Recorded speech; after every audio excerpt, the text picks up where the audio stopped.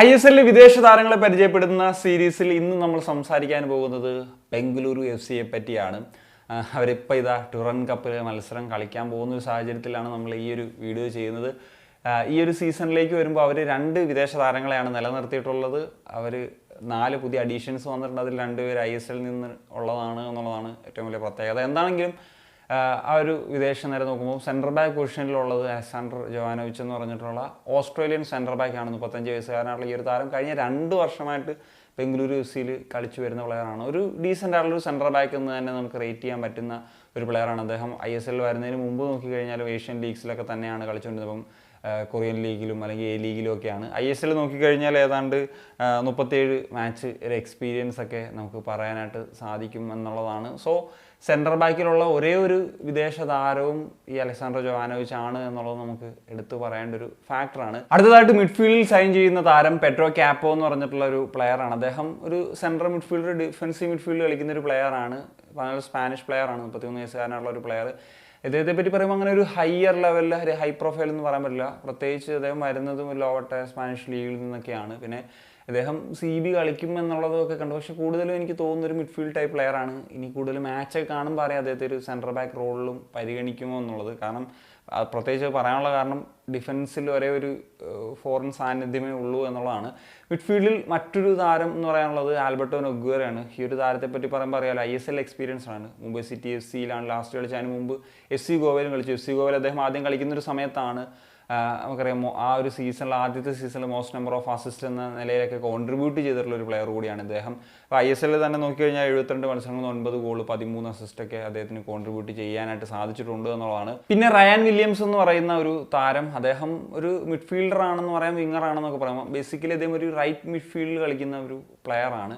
So ഒരു right midfield, right wing അല്ലെങ്കിൽ left wing അല്ലെങ്കിൽ ഒരു അറ്റാക്കിംഗ് മിഡ്, ഇങ്ങനത്തെ ഒരു ക്രിയേറ്റീവ് എബിലിറ്റി ഒക്കെ ഉള്ളൊരു പ്ലെയറാണ്. ലാസ്റ്റ് സീസണിൽ ഒരു വലിയ ഹൈപ്പിലൊക്കെ കൊണ്ടുവന്ന തന്നെ ഒരു പ്ലെയർ ആയിരുന്നു. പക്ഷേ അങ്ങനത്തെ ഒരു നമ്പറൊന്നും ലാസ്റ്റ് സീസണിൽ അദ്ദേഹത്തിന് കോൺട്രിബ്യൂട്ട് ചെയ്യാൻ സാധിച്ചിട്ടില്ല. ഈ സീസണിലേക്ക് വരുമ്പോൾ അത് എങ്ങനെ വരും എന്നുള്ളത് നമുക്ക് നോക്കി കാണാം.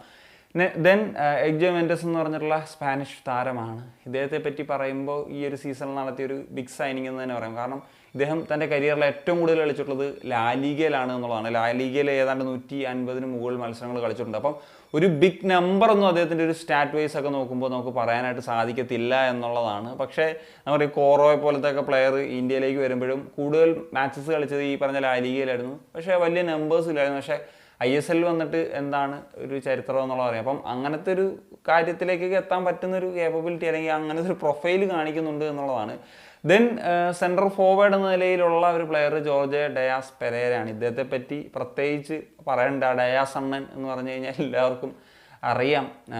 KBFCയിലൂടെ വന്ന് പിന്നീട് കഴിഞ്ഞ സീസണിലൊക്കെ നോക്കിയാൽ മുംബൈ സിറ്റി FCയിൽ കളിച്ചിട്ടുള്ളൊരു പ്ലെയറാണ്. ISL 58 മത്സരങ്ങൾ 29 ഗോൾ 7 അസിസ്റ്റ് എന്നുള്ളതാണ്.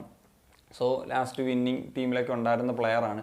ഇപ്പോൾ ഡുറൻ കപ്പിൽ തന്നെ നോക്കിയാലും 4 മാച്ചിൽ നിന്ന് 3 ഗോൾസ് ഇതേവരെ ക്വാർട്ടർ ഫൈനൽ വരെ അടിച്ചു കഴിഞ്ഞിട്ടുണ്ട്. ഇനിയിപ്പോൾ അടുത്ത മാച്ചസും സ്കോർ ചെയ്യുമോ എന്നുള്ളത് നമുക്ക് ഉറപ്പായിട്ട് നോക്കി കാണേണ്ടത് തന്നെയാണ്.